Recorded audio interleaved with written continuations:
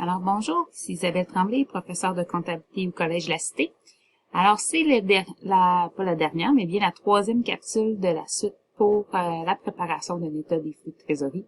Cette partie-là va porter en fait sur la préparation de la section des activités d'investissement.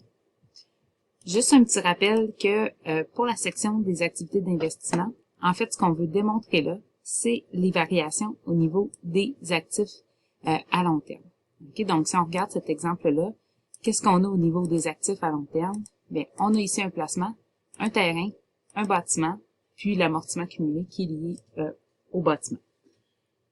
Donc, on voit ici qu'il y a eu des variations. Donc, ici, au niveau des placements, ça a augmenté. Au niveau du terrain, ça a diminué. Au niveau des bâtiments, ça a augmenté. Donc, la meilleure chose à faire, okay, donc comme c'est mentionné ici, c'est de venir faire les comptes en T. On les avait commencés lorsqu'on a fait la section d'exploitation. Maintenant, on va pouvoir venir les compléter. Donc, au niveau, si on commence par exemple pour le bâtiment, ok, donc si je viens dans mon section ici, donc je disais que mes bâtiments avaient augmenté. Si je regarde ici, ça me dit que un bâtiment au coût de 128 000 et amorti pour 22 000 a été vendu pour la somme de 122 000. OK, donc je sais que j'ai un bâtiment qui avait été vendu. OK, donc ici, moi, dans mon compte en T, ce que je me trouve à devoir venir placer, c'est le montant de la disposition. Donc, le coût de mon bâtiment. Donc, je vais venir créditer ici mon compte bâtiment du coût de mon bâtiment. Puis, mon amortissement cumulé, ça me disait que c'était 22 000. OK, donc ça me dit que c'était 22 000. Donc, ça ici, je vais juste le mettre en vert, juste pour dire que ça, c'est de l'information qui était dans les informations supplémentaires qui étaient offertes. OK. Donc, maintenant, si je regarde ça, OK, donc si je viens ici, puis que je fais mon compte en T, donc le débit moins les crédits, OK, ça me donnera un solde dit de 262 000. OK, donc c'est pas le solde à laquelle j'arrive. OK, dans le fond, ce qui m'indique, en fait, que j'ai eu une acquisition. OK, donc j'ai eu une acquisition pendant l'année. Donc, pour trouver c'est quoi mon montant de mon acquisition, donc je vais faire mon solde que j'ai à la fin, moins mon solde de début, donc ce que j'avais au début, mais je vais ajouter ce que j'ai disposé. OK, donc ça va me donner ici mon montant de l'acquisition que j'ai faite. OK, donc j'ai acquis un bâtiment de 167 000. OK, donc je vais venir ici dans ma section investissement, OK, puis je vais venir présenter mon acquisition. OK, donc mon acquisition du bâtiment. Donc, comme c'est une acquisition, c'est une diminution. OK, donc c'est une diminution des flux de trésorerie parce que j'ai payé. Je vais maintenant présenter mon 128 000 qui était ma disposition. En fait, pas mon 128 000, mais je vais présenter mon produit de disposition. OK, puis c'est là que c'est important, c'est que c'est pas le coût que je vais présenter, mais bien le montant que j'ai reçu pour ce bâtiment-là. OK, donc si je viens dans mes informations ici, ça dit c'était un bâtiment au coût de 128 000 qui était amorti pour 22 000, mais il a été vendu pour 122 000. Donc ici, le montant que je vais venir placer, c'est 122 000. Donc, maintenant, j'ai tout expliqué ma section du bâtiment. OK, fait que je vais pas venir mettre ça en jaune. Ça, c'est expliqué. Donc, maintenant, j'avais mon terrain. OK, donc j'avais vu une variation au niveau du terrain. Donc, le terrain ici avait diminué. Puis ici, ça me dit que mon terrain a été vendu au coût de 18 000. OK, ça veut dire que j'ai encaissé 18 000. OK, fait qu'ici, je vais venir mettre mon produit de disposition du terrain. OK, donc mon produit de disposition du terrain qui était de 18 000.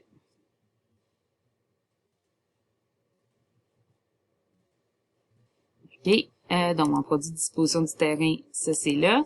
Au niveau des placements, OK, donc j'ai rien dans les informations supplémentaires. Par contre, ça me dit que ça a passé de 72 000 à 90 000. Donc, tout porte à croire que j'ai eu une acquisition de placement. Et donc, ici, je vais mettre mon acquisition du placement. Mon acquisition du placement. Donc, ce sera un montant négatif, étant donné que c'est une acquisition, donc c'est une sortie de fonds.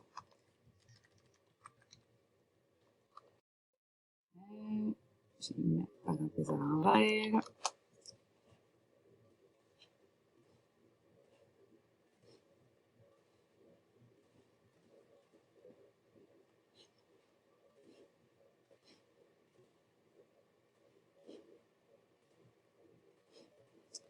OK. Donc, afin de m'assurer que tout a été bien expliqué, OK, je vais venir ici, dans ma section de mes actifs à long terme, puis je vais me poser la question, est-ce que tout a été bien représenté? OK, donc ici, est-ce que j'ai bien expliqué ma portion, ma variation de 72 000 à 90 000? Oui, j'ai présenté mon acquisition. Est-ce que j'ai bien présenté ma variation de mon 45 000 à mon 31 000? Là, oui, OK, parce qu'en fait, j'ai ici mon produit de disposition du terrain, puis j'ai mon gain sur la disposition du terrain. OK, donc c'est comme ça que j'explique ici mon 14 000. Ici, est-ce que j'ai bien expliqué ma variation du bâtiment? OK, oui, je l'ai bien expliqué, étant donné que j'ai mon amortissement ici sur le terrain, mais ici, j'ai mon gain sur mon disposition du bâtiment. J'ai mon acquisition, OK, puis j'ai mon produit de disposition du bâtiment. OK, donc ma variation a été bien démontrée ici. Puis, au niveau de l'amortissement cumulé également. OK, donc la variation entre mon 91 000 puis mon 98 000, OK, je l'ai ici. OK, alors juste un rappel de quand j'avais calculé tout à l'heure dans la section de l'exploitation. Donc, j'avais trouvé ici le montant qui venait au crédit de mon amortissement cumulé, OK, qui correspondait à ma charge d'amortissement, OK, qui est ma charge d'amortissement ici. OK, alors quand je regarde à mon bilan, ma section d'amortissement cumulé, qui passe de 91 000 à 98 000, donc je peux l'expliquer par une charge d'amortissement de 29 000, puis une diminution de l'amortissement cumulé causée par la disposition du bâtiment. OK, donc le meilleur truc pour s'assurer que notre section d'investissement balance, c'est de faire la boucle. OK, donc lorsqu'on parle de la boucle, on parle en fait des immobilisations. Je vous dirais que à 75% des états des flux qui balancent pas, c'est causé par les immobilisations. OK, donc mon pourcentage n'a rien de scientifique, mais quand même, je vais quand même vous montrer comment on fait la boucle. OK, donc la boucle, qu'est-ce qu'on veut dire par ça? C'est de venir démontrer en fait que notre section des immobilisations balance. Alors, ce qu'on fait en premier, on va partir de la valeur comptable, OK, des immobilisations au début.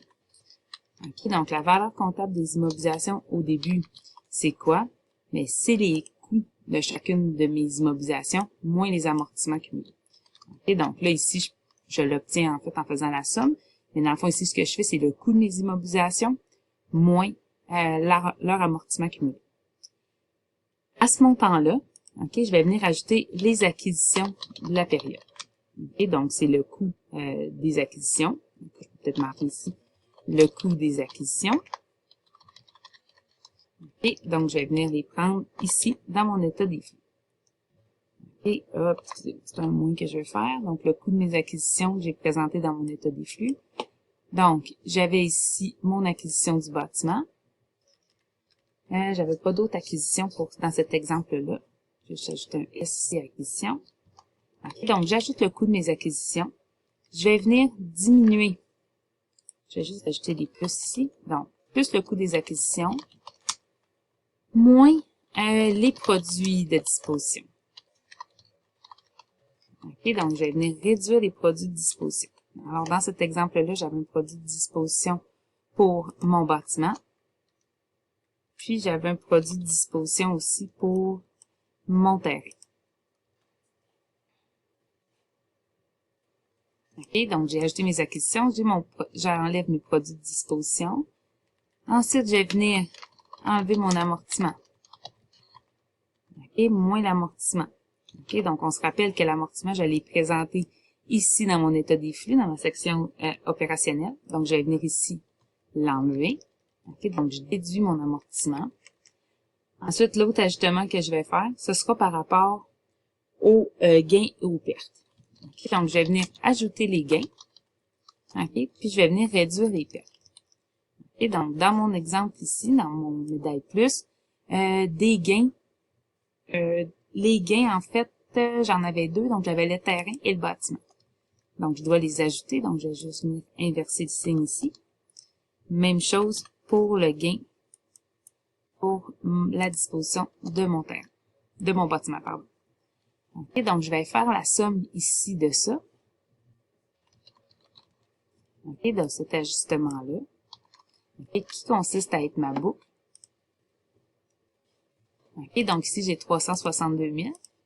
OK, normalement, ce montant-là devrait équivaloir à la valeur comptable des immobilisations à la fin. OK, donc là, j'arrive à 362 000. Donc, je vais venir faire la vérification à la fin. OK, donc je vais prendre mon terrain, mon bâtiment, moins mon amortissement cumulé du bâtiment. J'arrive à 362 000. OK, donc je vais juste noter un VF ici pour dire que ça, c'était ma cellule de vérification. Donc, ce que ça signifie, en fait, ça signifie, vous vous rappelez que tous ces montants-là, en fait, ces montants ici, ça vient de mon état des flux.